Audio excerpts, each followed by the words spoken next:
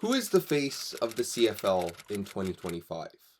It's a simple question, yet not the easiest to answer. Right. Rourke in trouble. Escapes. Now he's on the run. Now he throws towards inside the 5. How about that?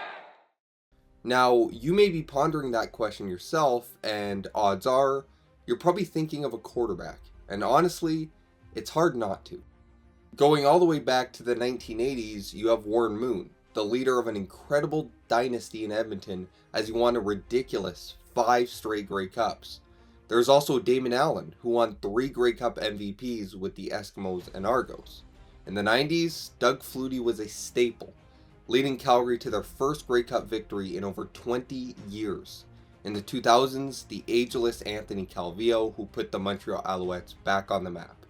Bleeding into the 2010s, you had Ricky Ray, one of the best playoff quarterbacks ever, and obviously the one and only Smiling Hank, Henry Burris, a guy responsible for turning many franchises around, including winning the Ottawa Redblacks their first Grey Cup in 2016.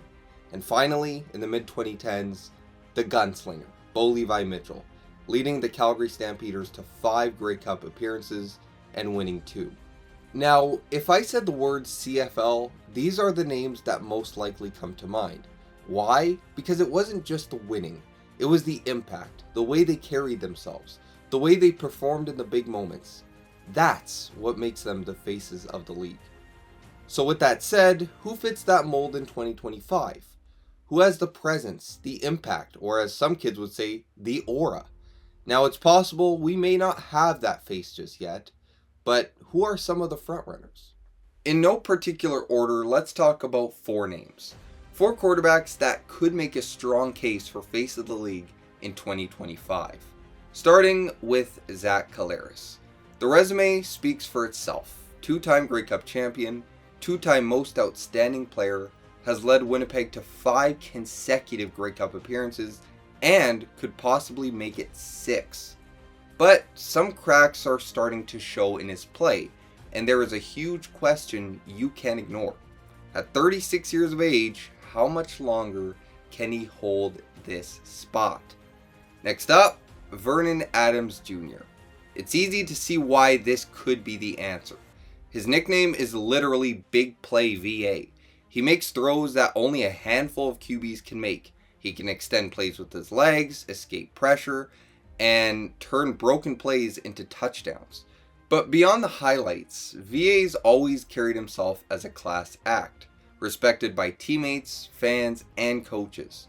The question for VA is about consistency, and can he take the next step when the lights are brightest and finally capture that elusive Grey Cup?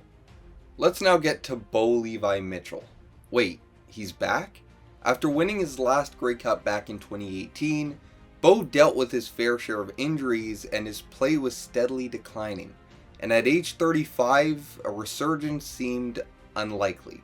But here we are in 2025, and Bo Levi is on pace for one of his best years yet. We know he already has the swagger, leadership, and winning to back it up, but can he still be the face of the league this late into his career? And finally, we end off with the Canadian Nathan Rourke. In 2022, he took the league by storm and put up historic numbers in the process. It got to a point where you could see an uptick in attendance, not only at Lions home games, but even on the road. He was must-watch TV. When he left to the NFL for 2 years and came back in 2024, it wasn't the same. Something was off. But at 27 years old, there's time. Time to bring that wow factor back, and if he does, this whole conversation shifts in an instant. So there you have it. 4 names that could possibly make a very good case for face of the league. But that's only 4 names. Maybe you have a different quarterback. Hey, maybe it's not even a quarterback at all. Maybe it's a combination of players. You let me know in the comments below. Who do you think is the face of the league in 2025? And we'll see you on the next episode. Peace.